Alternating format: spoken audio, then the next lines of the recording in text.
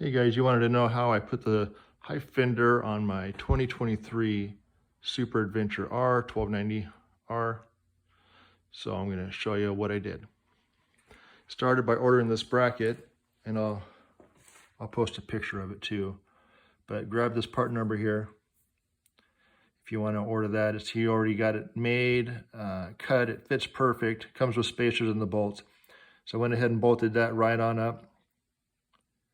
Used his spacers and everything. Left the horn off for now. So if you do that, if you do this, leave the horn off. And then these are the spacers that I'm going to be showing you. These are going to be the front spacers. So that's going to be about 12 millimeters on the front, 8 millimeters on the back.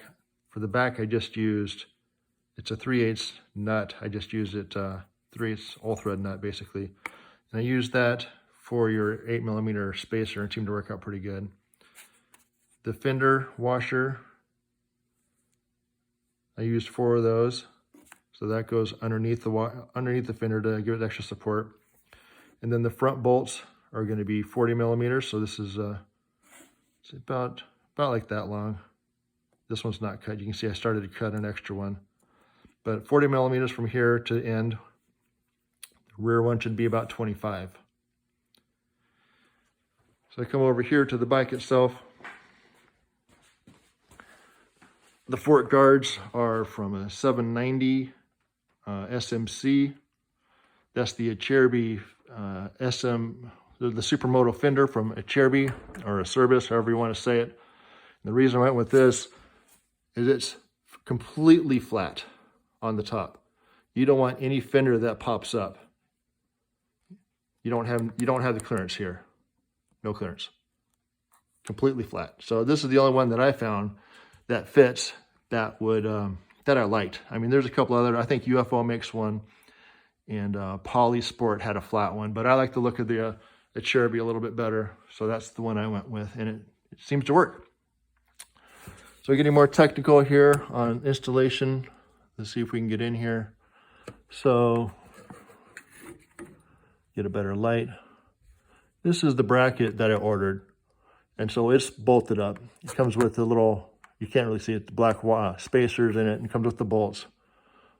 So mount that up, leave the horn off for now, and then on the front spacers, these are the bigger spacers.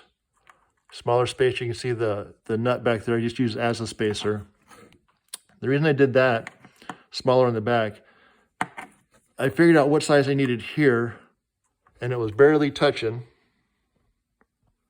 And then I used the small one in the back, and that pulls the back up, bringing the front part of the fender back down.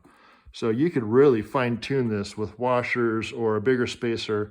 If you want more clearance, you can see it would just bring more clearance for you if you wanted to. I wanted the minimal clearance here that I could, so I could have maximum clearance between here and there. Here's your fender washers. So it just adds a little bit extra surface to them. And on the horn, you can see the bracket here. I'm trying to get it to focus better here. Maybe better light. So the bracket here, I have it mounted on top. You could actually put it underneath if you want, and adjust the spacer accordingly. But this is kind of an afterthought, so I just put a longer bolt in. Make sure that doesn't touch your tube up here and poke a hole in it. But I just put it on top, does the same thing. So then your clearance-wise, it's pretty close there, doesn't touch. Doesn't touch till you start to turn pretty sharp, and then it does touch a little bit. I'm not too concerned about it. I mean, it barely touches. So if you want more clearance, you can put a smaller spacer in the back, and that'll push the front part down. So that's up to you guys. But it looks like I have the proper clearance between the tire and here, so it shouldn't bottom out. Haven't tested it yet. So we still have snow, so I won't be testing it for a while. But there you go. If you have any questions, just let me know. Thanks.